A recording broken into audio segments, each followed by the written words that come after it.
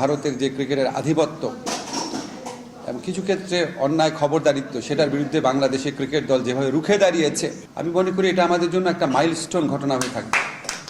কোনো রিগ্রেট প্রশ্নই আসে না।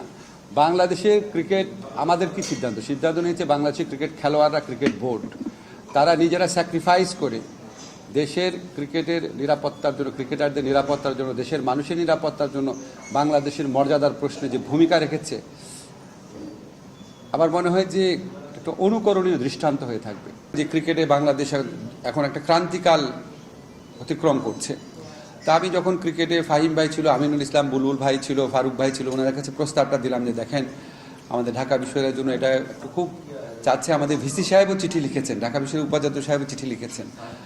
আমরা একটা সরকার থেকে একটা এত বড় ইউনিভার্সিটি মাঠ ঠিক করে দিতে পারছি না, আপনারা কি কিছু করতে পারেন? ওনারা সাথে সাথে এটা গ্ল্যাডলি নিল। আমি অসীম কৃতজ্ঞতা জানাচ্ছি। ওনাদের যে অ্যাটিটিউড, আমার আর কিছু বলতে হয়নি। বলে স্যার ঢাকা বিশ্ববিদ্যালয়ের মাঠ উন্নয়ন তো আমাদের স্বার্থে দরকার, এখান থেকে আমাদের প্লেয়ার আসবে। ঢাকা ইউনিভার্সিটিতে একটা ছেলে 16-17 বছর বয়সেও ভর্তি হয়, এমন স্টুডেন্টও আছে। এবং অনেক বড় বড়, আজকে ফাহিম ভাই বললো, বড় বড় ক্রিকেটার আসছে। ঢাকা বিশ্ববিদ্যালয়ের মাঠ আমরা ইউজও করি, কেন দিব না আমরা? যাই হোক, ওনারা এখন 2 কোটি টাকা দিয়েছেন আপনাদের, যদি লাগে আরও দিবেন।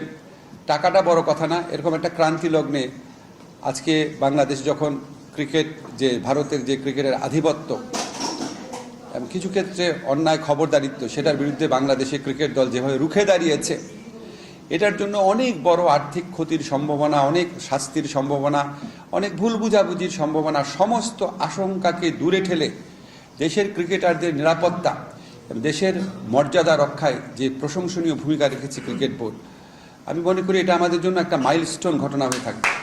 শুধু ক্রিকেটের জন্য না, অন্যান্য ক্ষেত্রেও বলেছে সহযোগিতা করবে। এমনকি এমনও বলেছে বুলু ভাই আমাকে, আমি যদি নাও থাকি ওনারা সহযোগিতা অব্যাহত রাখবে।